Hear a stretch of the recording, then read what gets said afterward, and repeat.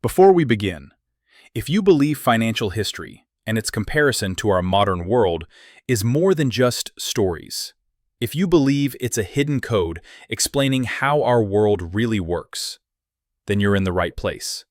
Welcome to Ancient Finance, where we decode the systems older than money itself.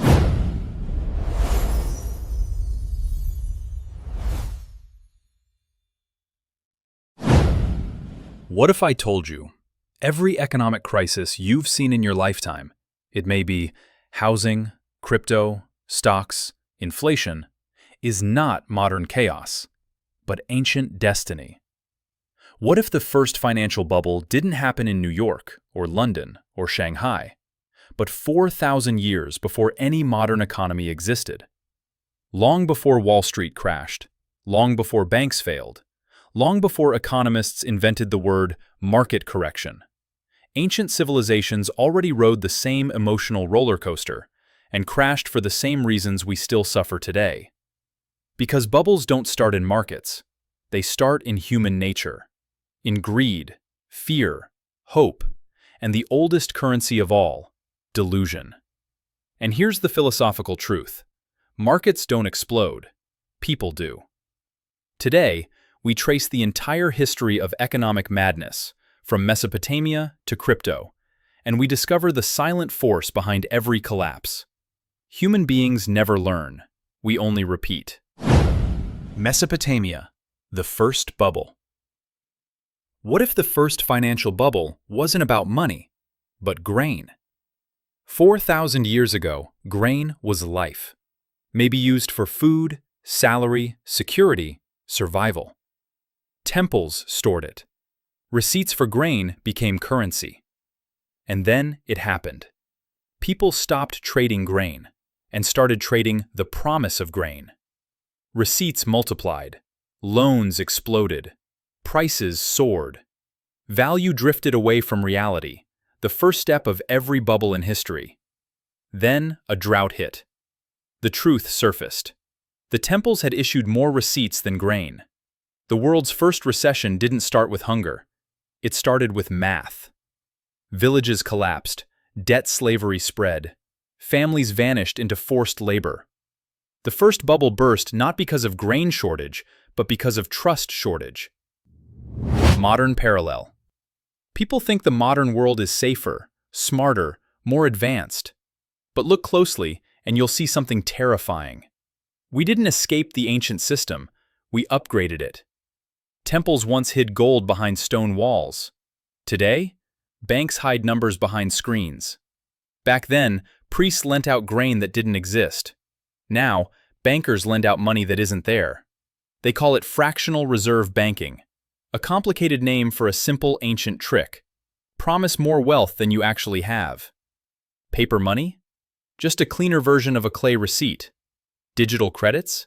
Just a faster version of a temple ledger.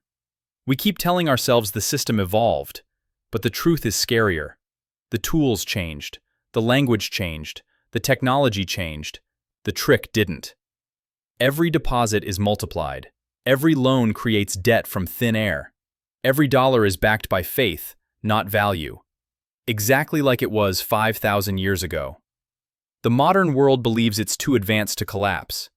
Ancient civilizations thought the same, and they all ended the same way.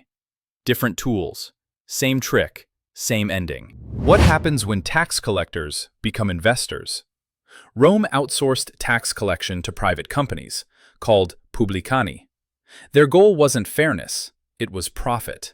They bid higher, they collected harsher, they squeezed provinces dry. Then debt rose. Revolts spread. Entire regions went bankrupt. Rome didn't collapse from enemy invasion, it collapsed from internal extraction. Punchline: Rome printed soldiers, its tax farmers printed suffering. Modern parallel. People think debt traps are modern, but they are older than empires. Today, we have predatory lenders. Back then, Rome had tax collectors armed with whips.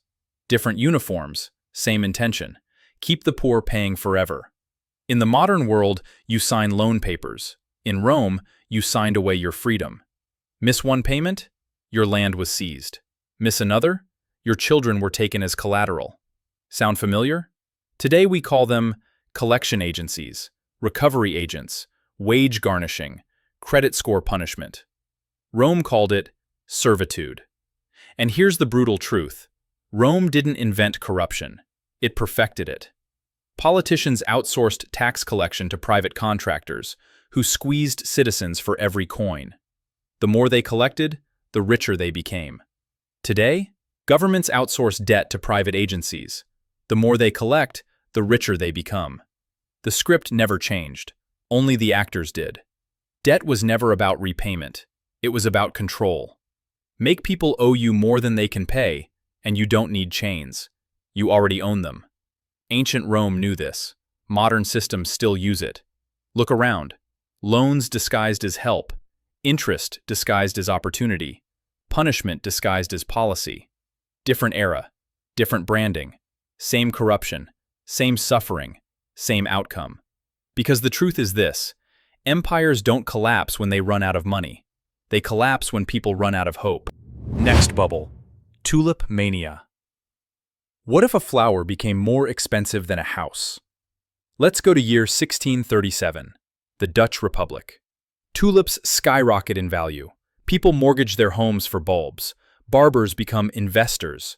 Fishermen become traders. And one morning, one buyer refuses to pay. Panic erupts. Prices collapse. Fortunes evaporate overnight. Punchline: tulips didn't fall. Human fantasy did. Modern parallel. People think financial bubbles are accidents. They're not. They are engineered, because humans always chase stories louder than truth.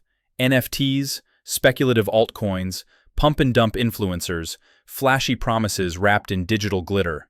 We don't chase value. We chase narratives. The same way ancient merchants chased rare tulips. The same way Babylonian traders chased magic metals. The same way Romans chased miracle coins blessed by emperors. Different millennium, same sickness. Today we call it FOMO. Back then they called it divine opportunity. But the psychology never changed. If I don't get in now, I'll be left behind. And that's the hook every bubble uses. Not logic, panic.